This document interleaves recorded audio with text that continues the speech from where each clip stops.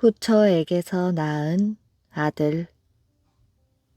옛날에 영남 어느 고을에 한 선비가 나이 40에 둔 외아들을 잃고 미치광이 바보 천치처럼 실성한 사람이 되었습니다. 그러던 어느 날 그가 마루에 앉아 있는데 어떤 과객이 들어와서 함께 이야기를 나누게 되었지요. 과객은 주인의 얼굴이 참담하고 행동 거지가 수상한 것을 보고는 그 까닭을 물었습니다. 나는 한 달 전에 외아들을 잃고 너무도 슬퍼 마음을 진정할 수가 없소이다. 그러자 과객이 말하였지요. 당신 선산이 어느 곳에 있습니까? 제 집 뒤에 있소이다. 내가 그곳을 한번 보았으면 좋겠소. 주인이 그와 함께 가서 산을 보여주자 과객이 말했습니다. 이 산이 좋지 못하여 그런 참상을 당한 것이오. 그럼 길지를 어디서 얻을 수 있겠소? 설사 얻는다 하더라도 죽은 아들이 되살아오지는 않을 것 아닙니까? 이 마을에 들어올 때 마음에 드는 곳을 하나 보아두었으니 서둘러 무덤을 옮긴다면 아들을 낳을 수 있을 것이오.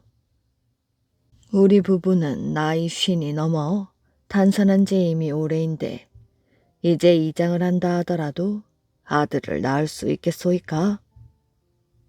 과객이 자꾸 권함으로 주인은 과객의 말에 못 이겨 무덤을 옮겼지요. 그런데 몇 달 뒤 아내마저 죽고 말았습니다. 또 상처를 당하였으므로 슬프기가 전보다 몇 갑절이나 더하였지요. 호라비에 자식도 없는 데다가 집안일을 주관할 사람이 없으므로 장사를 지낸 뒤 곧 후처를 맞이하게 되었습니다. 그 무렵 저번의 과객이 또 찾아와서 물었지요. 그 사이 아내를 잃고 후처를 맞이하셨소. 당신 말을 듣고 경솔하게 무덤을 옮겼다가 또 상처를 당하였으니 낭패가 아니오. 무슨 낯짝으로 또 찾아왔소. 과객이 웃으며 말하였지요. 그 일은 오로지 아들을 낳기 위한 것이었소. 전번 상처의 슬픔이 있지 않고서 어찌 훗날 등남의 경사가 있겠소. 과객은 그 집에서 며칠을 머물다가 날을 정해주며 주인에게 말했습니다. 이날 밤 내실에서 자면 반드시 아들을 낳을 것이오. 기약한 달에 아들을 낳으면 그때 내 다시 와서 보리다. 주인이 과객의 말대로 하였더니 과연 등남하였지요. 과객이 말한 날에 또 와서 기쁜 안색으로 마루에 올라와 말했습니다. 주인장, 아들을 낳았소. 그렇소이다. 과객은 갓난 아이의 사주를 보고 말했습니다. 이 아이는 반드시 장수할 것이니 잘 기르시오. 이 아이의 혼처는 내가 중매를 서리다. 주인은 인사치레로 하는 말인 줄 알고 믿지 않았지요. 그 아이가 자라 15살이 되자 과객이 한동안 오지 않다가 갑자기 찾아와 말하였지요. 자제를 잘 길렀소. 주인이 곧 아들을 불러내 보이자 과객이 말하였지요. 정오는 하였소. 아직 정하지 못하였소이다. 과객이 떠나려 할 때 사주 단자를 청하며 말하였지요. 예전에 중매 서겠다는 약속을 기억하시오. 주인은 과객의 말에 대체로 적중하였기에 드디어 사주 단자를 써 주었습니다. 오래지 않아 과객은 또 태기를 담은 연단을 전하였지요.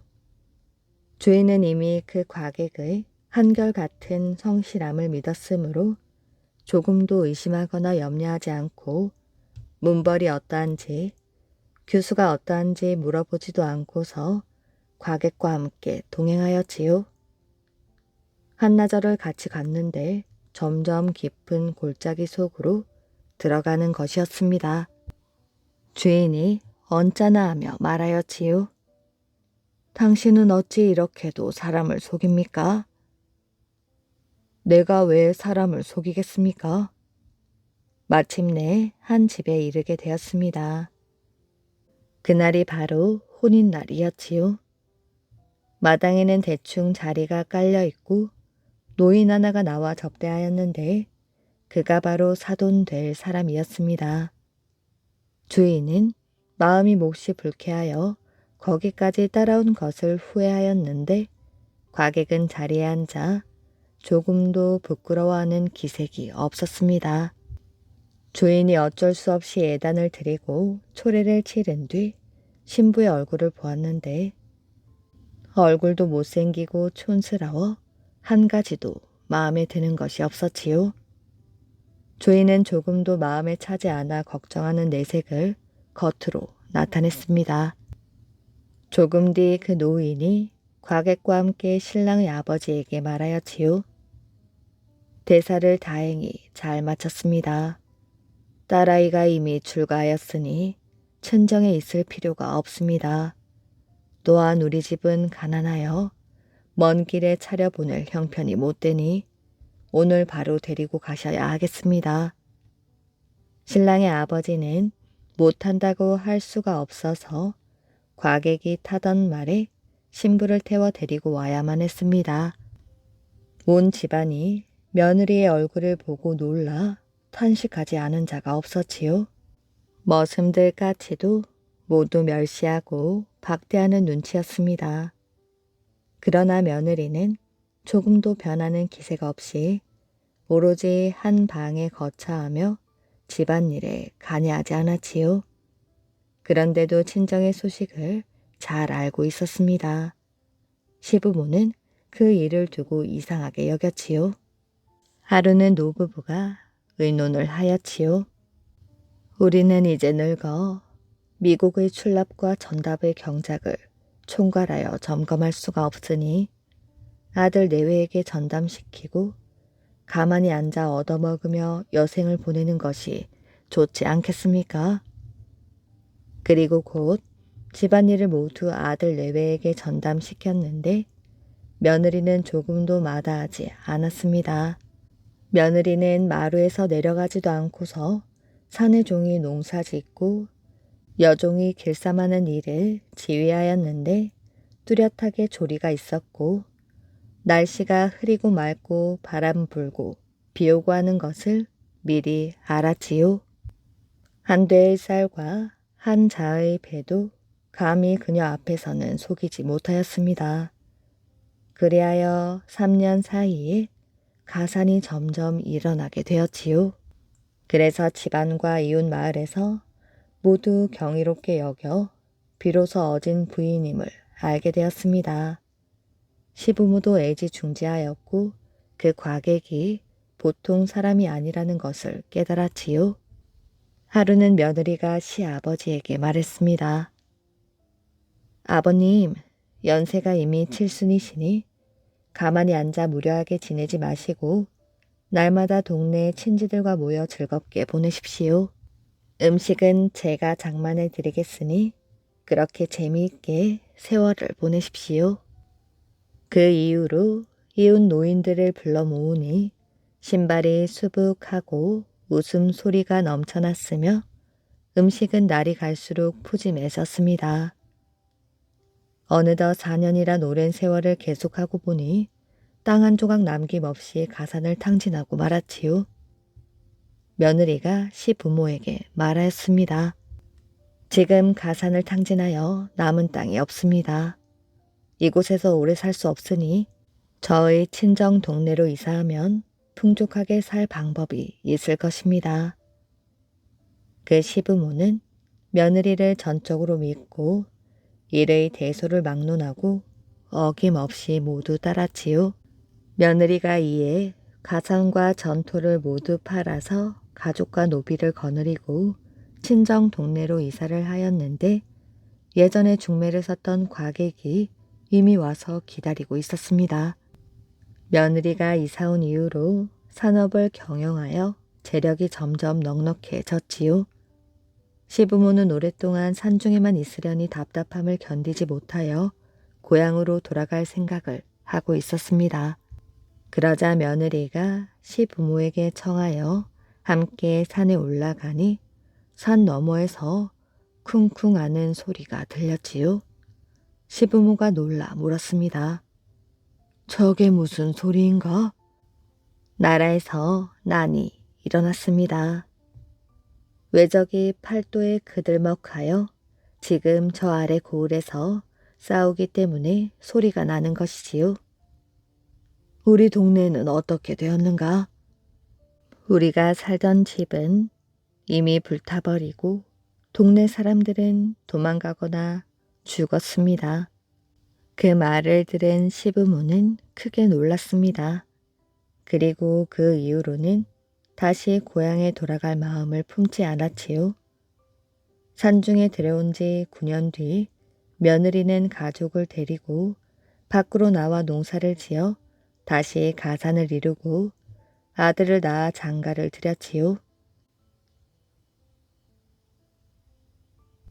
아버지와 아들. 옛날에 홍착이라는 사람이 살고 있었습니다. 홍착이가 어머니 뱃속에 있을 때 아버지가 살인죄로 감옥에 갇히게 되었지요. 홍착이가 태어나서 젖을 먹게 된 지 몇 달 만에 어머니 최 씨는 남편이 억울하게 살인 누명을 쓰게 된 것을 호소하기 위하여 서울로 올라갔습니다. 그래서 아들 차기는 둘째 작은 아버지에게서 양육되어 둘째 작은 아버지를 아버지라 부르고 자신이 다른 사람의 아들임을 알지 못하였지요. 홍차기가 겨우 서너 살 되던 어느 날 여러 아이들과 놀다가 깜짝 놀라 울며 밥을 먹지 않았습니다. 유모가 그 까닭을 물었지만 홍차기는 대답지 않고 한참 후에 그치곤 하였지요. 이와 같이 하기를 한 달에 3-4번을 하였습니다. 집안 사람들이 그것을 괴이하게 여기고 읍내에 사는 사람으로부터 차기가 울던 날 관아에 무슨 일이 있었는가를 물어보았지요. 그랬더니 그날은 바로 관아에서 죄수를 신문하는 날이었습니다. 이 일을 들은 사람들은 기이하게 여기지 않는 자가 없었지요. 집안 사람들은 차기가 상심해 할까 염려하여 더욱 그 아버지의 일을 숨겼습니다. 그런데 차기가 10살이 되었을 때 그의 아버지가 내가 늙고 감옥에 나갈 기약이 없으니 하루아침에 갑자기 죽으면 자식의 얼굴을 볼 수 없게 될까 싶다 라고 생각하여 집안 사람을 시켜 자기의 일을 사실대로 아들에게 알려주고 그를 옥문으로 데려오게 했습니다. 그의 말대로 아들 차기를 데리고 갔더니 차기는 아버지를 안고 크게 통곡하였지요. 그러고는 돌아가지 않고 읍내에 살면서 뗄 나무를 해다 팔아 아버지를 공양했습니다. 몇 년을 지내는 동안 최 씨는 여러 번 상언을 하였으나 회답을 받지 못하고 서울에서 객사하고 말았지요. 어머니께서 아버지의 억울함을 호소하다가 성사를 보지 못하자 한을 품고 돌아가셨습니다. 또 장성한 아들이 없으니 제가 비록 어리나 제가 아니면 누가 다시 아버지의 억울한 죽음을 면하게 하겠습니까? 그 아버지는 아들이 연약한 것을 애달프게 여기고 허락하지 않았습니다. 그러나 차기는 아버지 몰래 빠져나와 걸어서 서울로 가 신문고를 두드렸지요. 그런데도 회답이 없자 차기는 서울에 머물며 돌아오지 않았습니다. 이듬해 여름 큰 가뭄을 만나자 임금이 중앙과 지방에 교서를 내려서 중죄인을 다스리게 하였지요. 차기는 대궐 아래 엎드려서 조정에 들어가는 정승 판서들을 만날 때마다 아버지의 억울함을 호소했습니다. 이렇게 10여일을 계속하니 그를 보는 자들 중 감동하지 않는 자가 없었지요. 가끔 밥을 가져다 먹여주는 자도 있었고 머리를 빗겨 이를 잡아주는 자도 있었습니다. 흉조 판서가 죄수를 의논한 일로 조정에 들어가 그 상황을 아뢰니 임금이 측은하게 여기고 안찰사에게 명하여 자세히 조사해 알리도록 했습니다. 안찰사는 녹사가 오래되어 사건이 불분명하기 때문에 가부간에 처결할 것을 아뢰자 임금은 특별히 죽을 죄를 용서하여 영남으로 귀양 보내도록 명하였지요. 처음 안찰사에게 명하여 조사를 하도록 했을 때에는 차기는 혹독한 더위를 무릅쓰고 300리를 달려가 사사에 나아가 울부짖으며 아버지의 목숨을 살려주기를 빌었습니다. 임금에게 아뢰는 안찰사의 글이 올라갈 때에는 또 영마보다 앞서 빨리 달리다가 서울을 100리 남겨놓고 병이 나고 말았지요. 따라가는 자들이 조금 쉬어가기를 권하였으나 차기는 안 된다고 거절했습니다. 결국 들것에 실려 서울에 도달한 차기는 아픈 몸을 힘써 이끌고 다시 대궐문 앞에 엎드렸지요. 이때 쓰러져 인사불성이 되었으나 수시로 잠꼬대를 했습니다. 우리 아버지께서 사실 수 있을까? 아버지가 죽음에서 풀려났을 때 곁에 있는 사람들이 차기를 깨워 그 소식을 알려주자 차기는 깜짝 놀라 깨며 물었습니다. 정말인가? 아님 나를 위안시키려는 것인가? 곁에 있는 사람들이 판결문을 읽어 보이자 차기는 눈을 떠 보고 나서는 손을 들어 하늘에 3번 빌고 벌떡 일어나 춤을 추며 외쳤지요. 아버지가 사셨다. 그러고는 결국 쓰러져 말도 하지 못했습니다. 이날 밤 갑자기 공중에서 차기를 부르는 소리가 들렸지요. 차기야, 너의 정성이 하늘을 감동시켜 명부에서 이미 네 아버지의 삶을 허락하고 또 네 수명을 연장하였으니 너는 마음을 놓고 슬퍼하지 말거라. 다음날 차기는 병이 점차 완쾌되어 아버지의 유배지로 따라가게 되었지요. 몇 년 후 아버지는 다시 석방되어 돌아올 수 있었습니다. 차기의 효용이 널리 알려져 고을 사람들이 감령에 알리고 감사가 장계로 임금에게 알리니 임금은 부역을 면제시키고 정려문을 세우게 하였다고 합니다. 신선이 된 도련님. 옛날에 개성에 사는 부잣집 아들 홍생이란 자가 있었지요. 비록 나이는 어리나 얼굴이 잘생겼고 글을 잘했습니다.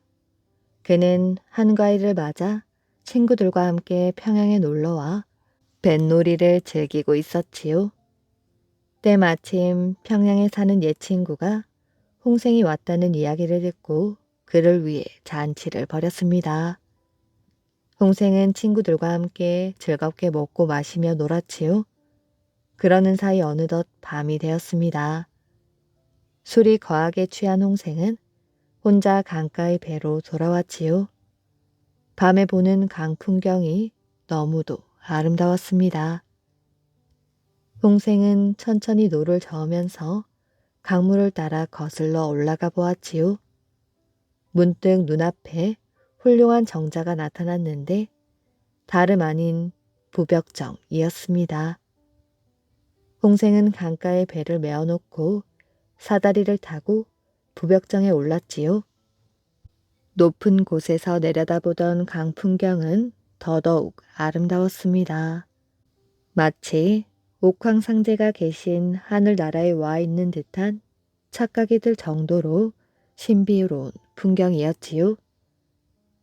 홍생은 기둥에 몸을 기댄 채 황홀한 기분에 젖어 시를 한 수 읊었습니다. 홍생은 흥에 겨워 덩실덩실 춤을 추기도 하였지요. 그렇게 밤이 깊어가고 있었습니다. 홍생이 그만 돌아가야겠다고 생각하고 발길을 옮길 때였지요. 갑자기 발걸음 소리가 들렸습니다. 아마 시 읊는 소리를 듣고 절에 있는 스님이 찾아오는 것이겠지. 만나서 이야기나 좀 나누다 가야겠구나. 동생은 이렇게 생각하고 잠시 앉아서 기다렸습니다. 그런데 저만큼 멀리서 걸어오는 사람은 아름다운 여인이었지요. 여인의 곁에서 동자 2명이 시중을 들고 있었는데 한 아이는 옥 파리채를 들었고 다른 아이는 비단 부채를 들고 있었습니다. 동생은 자기도 모르게 기둥 뒤로 몸을 숨겼지요. 여인은 몸가짐이 매우 우아하고 품위가 있었습니다. 한 아이가 비단 방석을 펴자 여인이 다소곳이 앉으며 혼잣말처럼 중얼거렸지요. 이곳에서 방금 시 읊는 소리가 났는데 갑자기 어디로 가버렸단 말인가? 이렇듯 좋은 밤에 누군가 시를 읊으며 시간을 보내면 좋을 텐데. 이 말을 듣고 있던 홍생은 한편으로는 기쁘고 한편으론 두렵기도 하여 어찌할까 잠시 망설이다가 이내 헛기침 소리를 내었습니다. 사람의 인기척을 느끼자 여인이 동자 하나를 보내 말을 전하였지요. 아시의 분부를 받들어 선비님을 모시러 왔습니다. 동생은 아이를 따라가 여인과 마주 앉았습니다. 두 사람 사이에는 낮은 병풍이 앞을 가리고 있어 서로 얼굴 반쪽만 보일 정도였지요. 여인이 말했습니다. 좀 전에 선비님이 읊은 시가 참으로 감동적이었습니다. 저를 위해 그 시를 다시 들려주실 수 있겠습니까? 홍생은 목청을 가다듬어 시를 다시 읊었지요. 시를 외우는 동안 여인은 조용히 눈을 감은 채 감상에 잠겼습니다. 정말 훌륭한 시입니다. 선비님과는 더불어 시를 논할 만합니다. 이렇게 만난 것도 크나큰 인연이니 함께 이 밤을 지새는 것이 어떻겠습니까? 홍생이 고개를 끄덕이자 여인이 아이를 시켜 주안상을 가져오겠습니다. 차려온 술과 음식을 보니 인간 세상에서 볼 수 없는 진귀한 것들이었지요. 당신을 처음 볼 때 예사롭지 않은 기운을 느꼈습니다. 도대체 당신의 정체는 무엇인가요? 여인은 한동안 생각에 잠긴 듯 하더니 이윽고 입을 열었지요. 저는 옛날 이 땅에 세워진 나라 고조선의 공주였습니다. 그런데 나라가 망하게 되어 스스로 죽기를 결심하였지요. 그때 한 백발의 노인이 나타나 나는 이 나라의 시조로서 섬에 들어가 신선이 된 지 수천 년이 되었다. 내 너를 데리고 하늘나라로 올라가 선녀가 되도록 할 생각인데 네 마음은 어떠하냐? 하고 묻기에 좋다고 승낙하였지요. 그분은 곧 저를 데리고 가서는 불사약을 먹였습니다. 그 약을 먹자 기분이 상쾌해지고 몸이 깃털처럼 가벼워졌지요. 그리고는 우주를 굽어보게 되었습니다. 저는 달나라의 선녀가 되어 오래도록 머물다가 오늘 저녁 문득 옛 생각이 나서 인간 세상으로 내려오게 된 것이지요. 그런데 이렇게 때마침 선비님을 만나 뵙게 된 것입니다. 동생은 여인의 말을 듣고 꿈인지 생시인지 아득한 생각이 들었습니다. 그는 여인과 더불어 멋진 시를 주고받으며 밤이 새는 줄 모르게 어울려 놀았지요. 그런 사이 어느덧 새벽이 밝아오기 시작했습니다. 여인이 다급한 표정으로 말하였지요. 옥황상제님이 엄하셔서 저는 이만 하늘나라로 돌아가야 합니다. 선비님과 더 많은 이야기를 나누지 못하고 가는 것이 못내 섭섭합니다. 말을 마치자 어디선가 회오리 바람이 거세게 불더니 부벽정을 휩쓸고 지나갔습니다. 그러자 여인은 온데간데 없이 종적을 감추었지요. 홍생은 정신이 나간 사람처럼 한동안 그 자리에 멍하니 앉아 곰곰이 생각에 잠겼습니다. 간밤에 있었던 일들이 모두 꿈만 같이 느껴졌지요. 먼 마을에서 닭 소리가 들리더니 어느새 날이 훤히 밝았습니다. 홍생은 그제야 정신을 차리고 부벽정을 내려와 서둘러 배에 올랐지요. 친구들이 있는 곳으로 다시 돌아가자 모두들 앞을 다투어 물었습니다. 아니, 도대체 어젯밤 어디서 자고 오는 길인가? 자네가 없어져서 난리가 났었다네. 홍생은 태연한 얼굴로 둘러대었지요.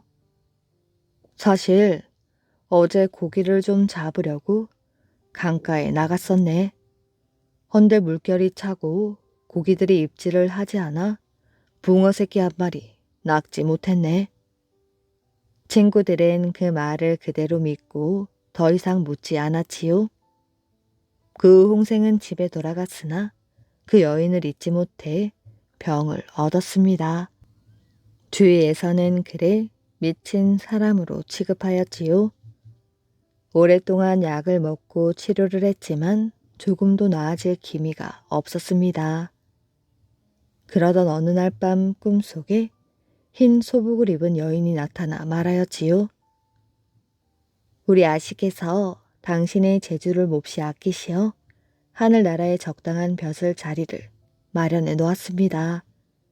하루속히 올라오시어 그 자리에 부임하시길 바랍니다. 홍생은 깜짝 놀라 깨어난 뒤 깨끗하게 목욕을 했습니다. 그러고는 향불을 피워놓고 잠자리에 든든 누워 세상을 떠나게 되었지요. 그의 시신은 여러 날이 지나도록 얼굴빛이 전혀 변하질 않았습니다. 이를 두고 사람들은 그가 신선이 되었을 것이라고 짐작했다고 합니다. 어리석은 구두쇠. 옛날에 돈을 쓸 줄은 모르고 모을 줄만 아는 구두쇠 영감이 있었습니다. 구두쇠 영감은 자신이 평생 모은 돈을 모두 금화로 바꾸어서 아무도 모르게 땅속에 묻어두었지요. 그리고는 하루에 한 번씩 땅을 파서 돈을 확인한 뒤 다시 묻어두곤 했습니다. 그러던 어느 날 같은 마을에 사는 젊은이가 그 구두쇠 영감의 행동을 수상하게 여겨 뒤를 따라가 보았지요. 그랬더니 구두쇠 영감이 땅을 파고 번쩍이는 금화 자루를 꺼냈다가 다시 묻어두는 것이 아니겠어요?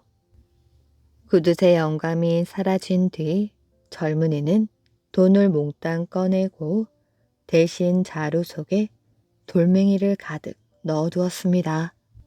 다음날 구두쇠 영감은 변함없이 땅을 파고 돈을 꺼내 보았지요. 그런데 금화 자루에 돌멩이만 가득 들어있을 뿐이었지요. 이게 어찌된 일이지? 돈이 없어진 것을 안 구두쇠 영감이 기절할 듯 놀라 소리쳤습니다. 내가 평생 모은 돈을 하룻밤 사이 가로채 가다니 천벌을 받을 것이다. 아무리 소리쳐 보아도 돈을 찾을 길은 없었지요. 구두쇠 영감은 절망하여 슬피 울었습니다. 그때 그곳을 지나던 사람이 울고 있는 구두쇠 영감을 보고 이유를 물었습니다. 영감님, 무슨 일이 있으십니까? 왜 그리 슬피 울고 계십니까? 그러자 구두쇠 영감이 울먹이며 하소연을 하였지요. 내 말을 좀 들어보시오. 이렇게 분한 일이 세상에 또 어디 있겠소? 구두쇠 영감은 자기가 평생 동안 모은 돈을 땅 속에 묻어두었는데 누군가가 그것을 꺼내가고 돌멩이만 넣어두었다는 것을 이야기하였지요. 나는 그 돈을 모으기 위해 단 한 푼도 쓰지 않고 모으기만 했다오. 구두쇠 영감의 이야기를 듣고 난 그 사람은 껄껄 웃으며 말하였지요. 영감님, 그런 일이라면 그다지 슬퍼하실 일이 아닌 것 같습니다. 왜 슬프지 않단 말이오? 내 평생 모은 돈이 없어졌는데. 그러자 그 사람이 이렇게 말하였지요. 하지만 어르신께선 어차피 그 돈을 어디엔가 쓰실 것이 아니고 들여다보기만 하실 것이 아니었습니까? 그렇다면 거기 묻혀있는 것이 금화든 돌멩이든 무슨 상관이 있겠습니까? 돈은 그것을 쓸 때에 비로소 가치가 있는 것이 아니겠습니까? 사랑에 빠진 사자. 어느 날 마을에 내려왔던 사자가 아름다운 아가씨를 보았지요. 그 아가씨는 근처에 살고 있는 농부의 딸이었습니다. 사자는 그 아가씨의 아름다움에 마음이 끌려 사랑하게 되었지요. 한참 고민하던 사자는 마침내 용기를 내어 농부의 집에 찾아가서 농부에게 자기의 마음을 이야기했습니다. 저는 대개 따님에게 사랑에 빠졌습니다. 그러니 따님을 저의 아내로 맞이하게 해 주십시오. 사자의 청혼을 받은 농부는 속으로 깜짝 놀랬지요. 귀여운 딸을 사나운 사자에게 시집 보낸다는 것은 생각할 수도 없는 일이었기 때문이었지요. 그러나 만일 청혼을 거절했다가는 사자에게 무슨 일을 당할지 알 수 없었으므로 몹시 걱정이 되었습니다. 그래서 농부는 태연하게 말하였지요. 그런 문제라면 그리 급하게 결정할 수 있는 일이 아니네. 그러니 좀 생각할 여유를 주게. 그러고는 사자를 달래어 돌려보내었지요. 그러나 다음 날, 또 그 다음 날도 사자는 농부에게 찾아왔습니다. 생각해 보셨는지요? 언제 저희 아내가 되게 해 주시겠습니까? 어느 날 농부는 문득 좋은 생각을 떠올리고는 사자가 오기를 기다렸습니다. 생각해 보셨는지요? 사자가 나타나서 다시 재촉하였지요. 농부는 기회를 놓치지 않고 대답했습니다. 내 생각에 자네처럼 용맹한 사자라면 내 사위감으로 나무랄 데가 없다네. 그렇지만 한 가지 걱정이 있다네. 한 가지 걱정이라니 그것이 무엇입니까? 내 딸아이가 자네의 어금니와 발톱을 너무나 무서워한다네. 그러니 자네가 어금니와 발톱을 뺄 수 있다면 좋겠는데. 그거야 어렵지 않습니다.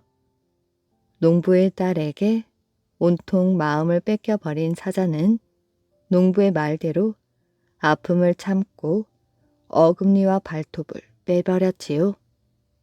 그러나 사자가 다음 날 농부의 집에 찾아가니 농부는 몽둥이를 들고 사자를 쫓아버렸습니다.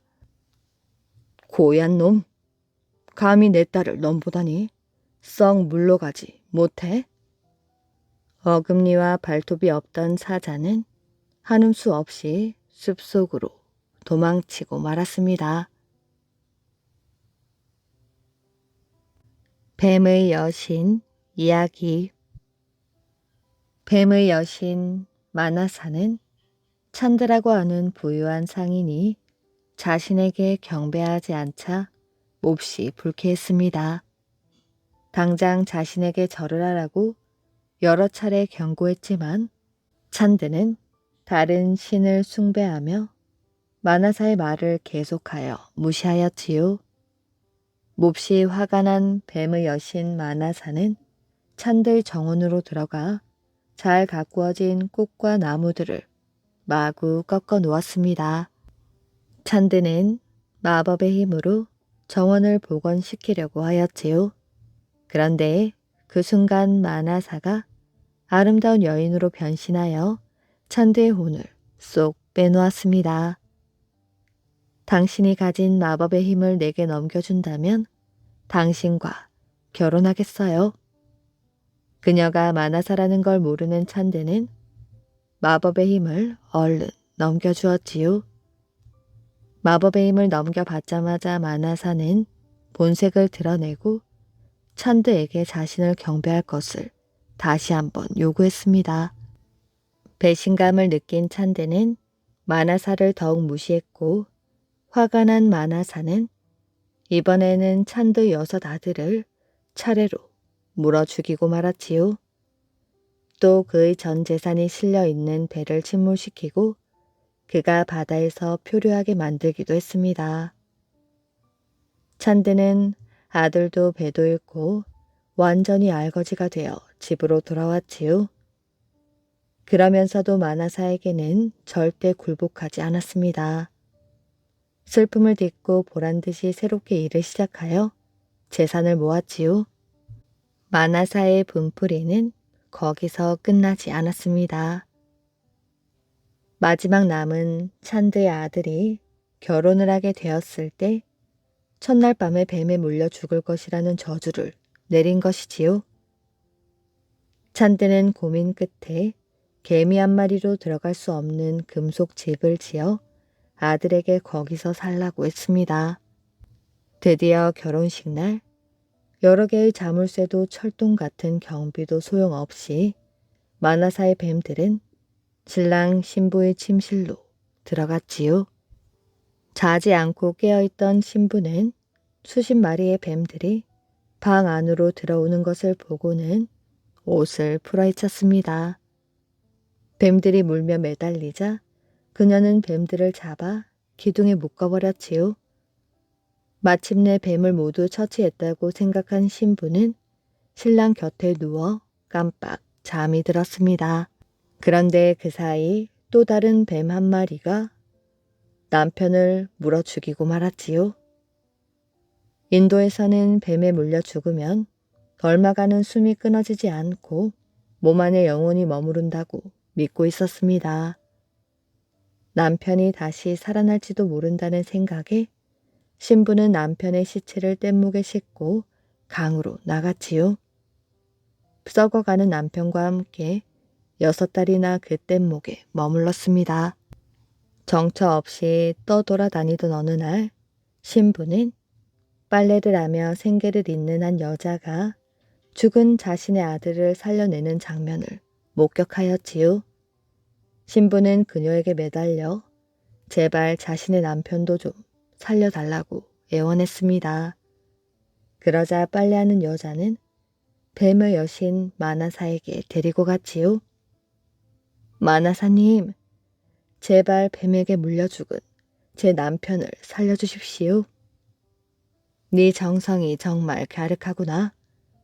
하지만 네 시아버지의 희생 없이 남편을 살리는 일은 불가능하단다. 너의 시아버지에게 가서 아들을 살리고 싶거든 당장 내 앞에 무릎을 꿇고 경배하라고 말하렴. 신부는 남편의 시체를 안고 시아버지를 찾아갔지요. 아버님, 남편을 살릴 사람은 아버님뿐입니다. 뗏목에서 생활하느라 꼴이 말이 아닌 며느리와 다 썩어 냄새가 나는 아들의 시신 앞에서 찬드는 피눈물을 흘렸습니다. 자신을 향한 불행 앞에서 절대 굴복하지 않았던 그는 아들과 며느리의 불행 앞에서 무너지고 말았지요. 마침내 찬드는 만화사를 경배했고 아들은 되살아나게 되었습니다. 그 뒤 만화사는 만화사 데비라는 여신으로 지위가 상승되어 정기적으로 그녀를 위한 제식이 행해지고 있다고 합니다. 외동이의 장가 시험. 하늘나라의 옥황상제는 7 아들을 두었습니다. 그중 가장 귀여움을 받는 막내 아들은 개구쟁이였습니다. 옥황상제는 이 개구쟁이 막내 아들이 항상 걱정이었지요. 어느 날 막내 왕자는 꽃밭에서 나비를 잡으며 놀고 있었지요.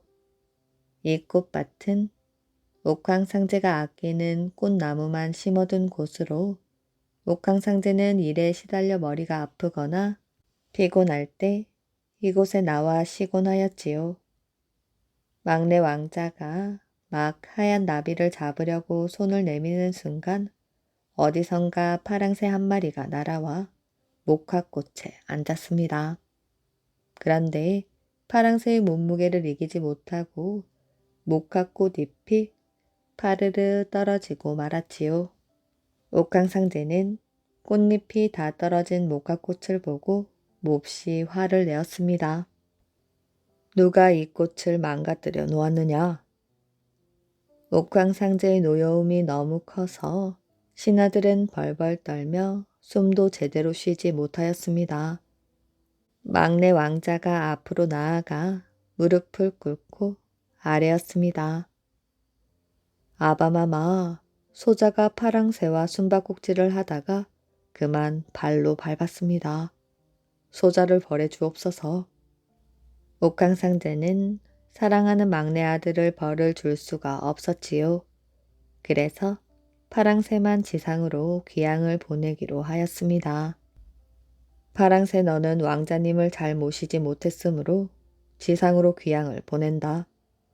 지상으로 내려가 인간들이 먹다 흘린 밥찌꺼기나 쌀알 또는 징그러운 벌레를 잡아먹고 사는 참새 노릇을 하라. 파랑새는 목숨을 건진 것만으로도 다행스럽게 여겼습니다.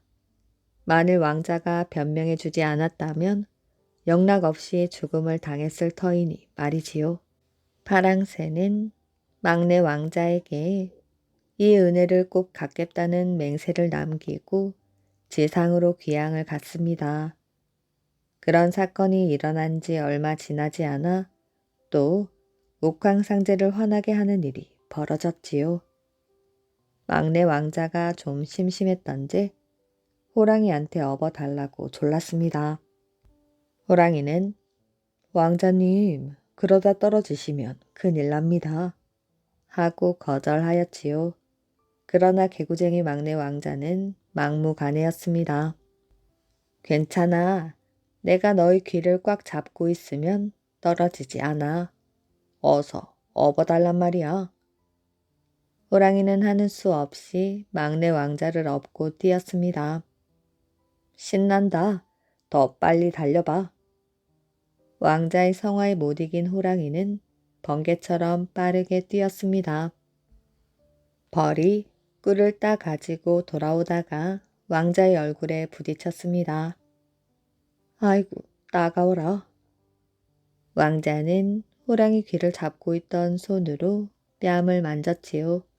그 바람에 왕자는 그만 호랑이 등에서 떨어지고 말았습니다. 왕자의 무릎에서 빨간 피가 솟았습니다. 옥황상제는 막내 아들의 상처를 보고 불같이 화를 내었지요. 저 호랑이를 당장 사형에 처하라. 아바마마, 호랑이가 싫다는 걸 제가 졸라서 그리 된 것이오니 제발 목숨만 살려주십시오. 막내 왕자는 울면서 애원을 했습니다. 옥황상제는 어쩔 수 없다는 듯 막내 왕자의 말을 받아들여 호랑이 너의 사형을 중지하겠노라. 다만 너를 고양이로 만들어 인간 세상으로 귀양을 보낼 터이니 인간 세상으로 내려가 쥐를 잡아먹으면서 살도록 하여라. 그리고 꿀벌 너는 왕자가 호랑이 귀에서 손을 놓게 한 장본인이니 파리로 만들어 인간 세상에 귀양 보내노라. 마지막으로 막내 너는 계속해서 말썽을 부렸으므로 너도 인간 세상에 귀양 보내 가난한 집 자식으로 태어나게 할 터이니 그리 알거라. 겨우 목숨을 건진 호랑이와 꿀벌은 막내 왕자에게 이 은혜를 꼭 갚겠다는 맹세를 하고 인간 세상으로 귀양을 갔습니다. 그날 밤 인간 세상의 신안군 장산면 마을에서 제일 가난하게 사는 김서방네 집에 한 아이가 태어났습니다. 김서방은 나이 50이 되도록 자식 하나 없이 두 내외가 날품을 팔아서 살아왔습니다. 그러다 늦게 아들을 얻은 것이지요. 두 내외는 비록 가난하게 살 망정 남에게 손에 끼치는 일, 남에게 욕을 얻어먹을 일이라고는 해오지 않았습니다. 김서방 내외는 온갖 정성을 다하여 아들을 길렀습니다. 비록 가난할 망정 대감네 외아들 못지않게 금이야 오기야 길렀지요. 아이는 무럭무럭 자랐습니다. 자랄수록 인물이 수려하고 빼어나게 총명하였지요. 그러나 돈이 없어 서당에 보낼 형편이 못 되었습니다. 외동이는 글 공부가 하고 싶어 서당 훈장네 집에 나무를 해다 주고 시간이 나는 대로 서당 아이들 어깨 너머로 글을 배웠습니다. 그렇게 어렵게 공부를 하는데도 다른 아이들보다 성적이 뛰어났습니다. 어느 날 서당 훈장의 심부름으로 큰 동네 이진산의 집에 갔습니다. 그런데 이 진산의 집 대문에 무슨 방이 붙어 있었지요. 나의 무남 동료가 인물이 아름답고 성격이 유순하며 그 총명함이 놀랍도다. 사윗감을 구하노니 원하는 자는 3가지 시험에 응하라. 3가지 시험을 모두 통과한 선비를 내 사위로 삼겠노라. 하는 글이 쓰여 있었습니다. 외동이는 이 진산의 집 마당으로 들어가다가 언뜻 별당으로 들어가는 아가씨를 보았지요. 마치 한 송이 꽃처럼 그 자태가 우아하고 기품이 있어 몹시 아름다웠습니다. 저 아가씨가 이진사의 따님이 모양이구나. 그러고는 그 아가씨의 자태에 홀린 듯 마당에 서 있었습니다. 당신도 시험을 치르러 왔소. 그는 누군가 말을 거는 소리에 비로소 제정신이 돌아왔지요. 아마도 시험을 치르고 돌아가는 총각들인 모양이었습니다. 모두들 풀이 죽어 있었어요. 외동이는 사랑채로 가서 훈장 어른의 심부름을 왔노라고 말하고 이 진사에게 인사를 했습니다. 일을 마치고 나오던 외동이는 자기도 시험을 치르고 싶다는 생각이 들어 다시 방으로 들어갔지요. 방에는 시험을 치르러 온 총각들이 6명이나 앉아 있었습니다. 이 진사는 빨간 주머니를 총각들에게 하나씩 나누어 주었습니다. 이 주머니 속에 첫 번째 문제가 들어있다. 그 답을 내일 이 시간까지 가져오도록 하라. 그 다음에 2번째 문제를 주겠다. 외동이도 주머니 하나를 받아 들고 왔습니다. 집에 와서 주머니를 열어보니 세상에서 제일 좋은 꽃을 한 송이 가져오라는 글이 써 있었지요. 세상에서 제일 좋은 꽃이라. 외동이는 골똘히 생각하였지요. 밤새워 생각해도 알 수가 없었습니다. 다음날 날이 새고 꽃을 가져가야 할 시간이 다가오는데도 생각이 떠오르질 않았습니다. 그때 참새 한 마리가 짹짹짹 울면서 외동이의 머리 위를 3바퀴 돌더니 어딘가로 날아갔다가 외동이의 집신 앞에 꽃 한 송이를 떨어뜨리는 것이었습니다. 외동이는 시간이 다급하여 다른 생각을 할 겨를이 없었습니다. 그 꽃을 들고 다른 박질쳐 이 진산의 집으로 갔지요. 이미 다른 총각들은 꽃 한 송이씩을 들고 와서 앉아 있었습니다. 외동이가 막 방으로 들어서자 이 진사가 나와 그래, 꽃들을 가져왔느냐 하고는 한 사람씩 가져온 꽃을 내놓으라고 하였지요. 난초꽃, 모란꽃, 매화꽃, 국화꽃을 내놓았습니다. 외동이가 가져온 꽃은 목화꽃이었지요. 화려한 꽃들 속에 놓인 목화꽃은 수수하여 오히려 눈에 띄었습니다. 너는 왜 이 목화꽃이 가장 좋은 꽃이라고 생각하느냐? 이진사가 목화꽃을 집어들며 물었습니다. 목화꽃은 꽃 모양이 소담하여 착하게 생겼고 꽃이 진 다음에는 목화송이가 또 꽃처럼 하얗게 피어나 2번 피는 꽃입니다. 뿐만 아니라 그 하얀 목화송이는 우리들이 입는 옷의 원료가 되니 얼마나 좋은 꽃입니까? 이 대답을 들은 이진사는 매우 기뻐했습니다. 대답을 들은 이진사는 2번째 시험 문제가 된 파랑색 주머니를 외동이에게 주었습니다. 지난번 시험은 지혜를 묻는 문제였다. 이번 시험은 용기를 묻는 문제이니 잘 풀어보도록 하여라. 집으로 들어온 외동이는 파란 주머니를 열어보았습니다. 호랑이 눈썹 하나를 뽑아오라. 그런 글이 써 있었지요. 외동이는 또 걱정이 되었어요. 내가 어떻게 그 무서운 호랑이 눈썹을 뽑아올 수 있겠는가? 장가를 들려다가 죽는 것은 아닐까? 그렇다고 여기서 물러날 수도 없지 않나? 밤을 새워 걱정을 하느라고 잠 한숨 못 잔 외동이는 다음 날도 팔베개를 하고 누워 걱정을 하고 있었습니다. 그때 외동이의 손에 턱을 받치고 졸고 있던 고양이가 슬그머니 일어나 기지개를 켜더니 밖으로 나갔습니다. 고양이는 집을 나와 산으로 올라갔지요. 뱀이산 중턱에 호랑이 굴이 있고 마침 호랑이가 새끼를 낳았습니다. 고양이는 살금살금 호랑이 굴로 들어가 새끼들 틈에 섞여 누웠습니다. 어미 호랑이는 사냥을 나갔는지 굴 안에 없었지요. 한참 후에 어미 호랑이가 들어왔습니다. 새끼 호랑이들은 어미 호랑이의 젖을 먹으려고 왔다 갔다 부산을 떨었지요.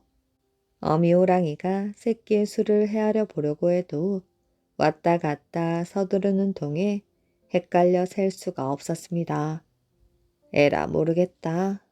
어미 호랑이는 귀찮았는지 젖을 새끼들에게 맡기고는 벌렁 누웠습니다. 어미 호랑이는 새끼들에게 젖을 물린 채 스르르 잠이 들었지요. 고양이는 그 틈에 어미 호랑이의 눈썹을 하나 뽑아 들고 줄다름쳐 집으로 왔습니다. 고양이가 구해다 준 호랑이 눈썹을 들고 외동이는 이진산의 집으로 갔습니다. 이진산은 너무너무 기뻤지요. 지혜롭고 용맹스러운 사윗감이 나타났기 때문입니다. 그러나 또한 문제가 남아 있었어요. 마지막 문제는 신부감이 직접 내기로 되었습니다. 이 세상에서 제일 질긴 것이 무엇인가요? 외동이의 머릿속에 쇠 가죽, 배 닷줄 이런 것들이 떠올랐지요. 그때 어디선가 웽하는 소리를 내며 파리 한 마리가 날아와 방 바닥에 앉더니 몸으로 무슨 글자를 쓰며 돌아다녔습니다. 다 쓰고는 또 웽하는 날개의 소리를 내며 날아갔지요. 외동이는 자신의 찬 목소리로 대답하였습니다. 이 세상에서 쇠 가죽보다 질기고 배 닷줄보다 질긴 것은 부부의 정입니다. 평생을 살아도 닳지 않고 날마다 새록새록 끈질기게 이어져 무덤까지 이어지고 자손 만대까지 이어집니다. 이 진사는 가만히 앉아 있다가 외동이 대답이 끝나기도 전에 손을 덥석 잡았습니다. 합격이네. 내가 바라던 훌륭한 사윗감일세. 외동이는 이진사의 사위가 되어 평생 동안 부인과 금실 좋게 살았습니다. 자손이 번창하여 한 마을을 이루었고 대대로 이어져 오늘날에도 살고 있고 먼 미래에도 살아갈 것입니다. 이야기 재미있게 잘 들으셨나요? 오늘의 이야기는 여기까지입니다. 오늘도 이야기를 들어주셔서 정말 감사합니다. 오늘도 편안한 밤 되시길 바랍니다.